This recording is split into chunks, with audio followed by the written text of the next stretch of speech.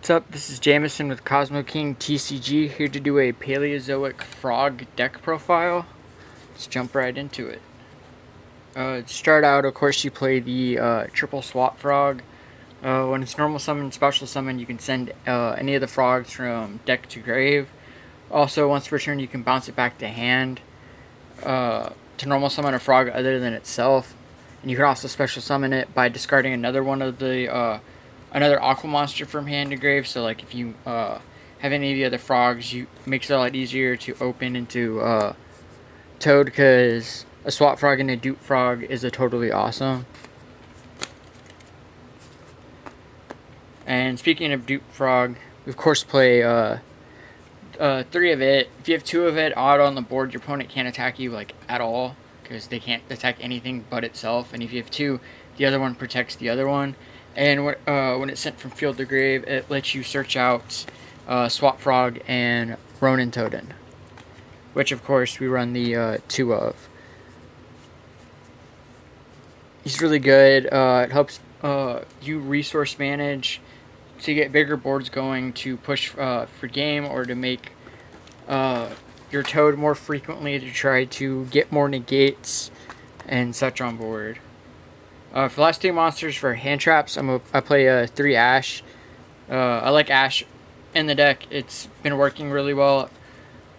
Played some games today against like Cyber Dragon and shit, and this deck was coming out on top more often than not. And even if I didn't get like a stellar opening hand, I still would have enough to like get some negates on board and disrupt enough to where I could go off on my next turn. And if not, get into more traps to try to keep things going to where I go off and we're stuck there. For the spells, I run the 3 Pot of Desires. It says draw 2, so we're going to draw 2. The only time this card sucks is when you banish the Ronin Toadins, which happens often. Like, I got a game earlier where I banished both off of a Pot of Desires. And for the last 2 spells, of course, we play 2 Scapegoat. Scapegoat's really good in the deck. It helps you get more damage and removal on board through your extra deck. And Scapegoat's really good because it helps like a lot of like slower decks try to keep up and maintain some power. For the Paleo traps, I play Triple Dynamiscus, the Karma Cut Banish Problem Monsters. It's really good, and it's always fun to have these in grave, because they all the Paleos I can chain to a trap and summon back to my side of the field, and they're unaffected by monster effects, which is always great. For the next Paleo, play the Canadia.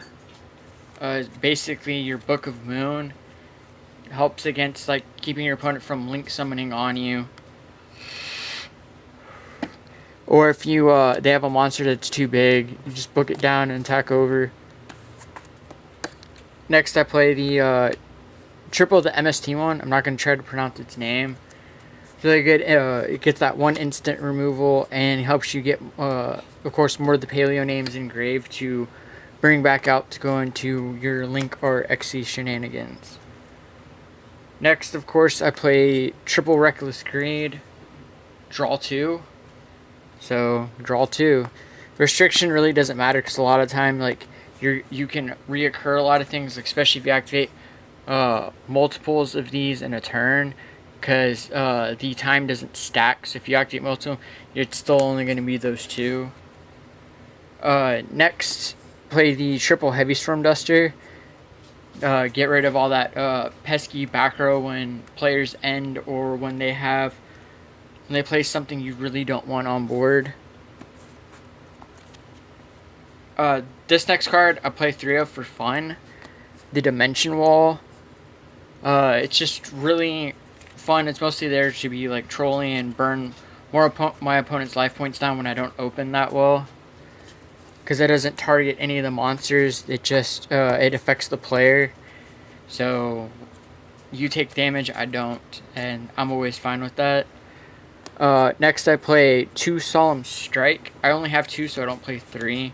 I would play 3 if I had a third one, but 2 seems to be working really well for me. I play one warning. Warning's okay. Some decks it works really great on, like especially like the I have the one normal summon for the turn. If this is negated, I'm screwed. Then this comes in clutch. And of course, last but not least, I play the Solemn Judgment for the end of the Solemn Brigade. More negations, lets you protect yourself a lot better. And the last two cards I play one Lost Wind. That should really be the third strike, but it's a Lost Wind right now, and it comes back, so it's like playing two of it. And one Imperial Order, because a lot of the main decks play spells. Like I was playing at Cyber Dragons earlier, and the Imperial Order, it was just game. Like as soon as I would play it, I was able to get game because they couldn't do anything with the cards they had. And for the extra deck, of course, we got three of your boy, totally awesome. Negates, gives you more board presence. Centigrave, add a water monster back to hand, so just recycle the Swap Frog and go off some more. For the other rank 2s, I play one Opabina, searching for the Paleos and being able to play them from hand. And, of course, Anomalocaris, or however the hell you say its name. Basically the Trident for the deck. Just really good. And of course, unaffected by monster effects. That's always fun. On for the links. I of course play the two Miss Starboy for the Toad and Paleo plays. For the Scapegoat, I play the one Link Karibo, one Link Spider, the one Cerberus, and the one Phoenix to monster removal and spell removal. Also, like, you make either one depending on how the board is. On your opponent's turn, pop a spell, draw a card, Cerberus, pop a monster, draw a card.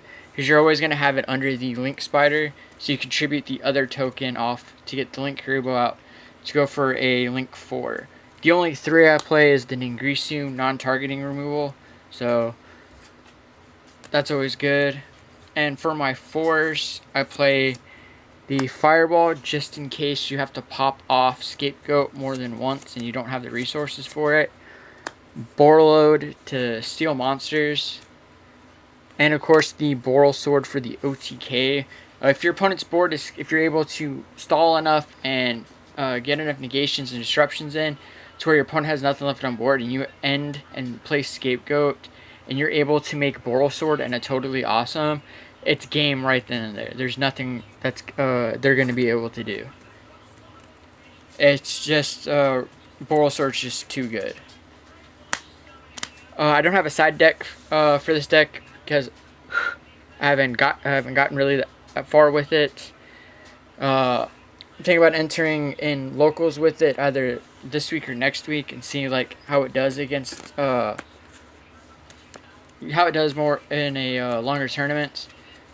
But we'll have more videos coming soon. Please like, comment, and subscribe down below for future content.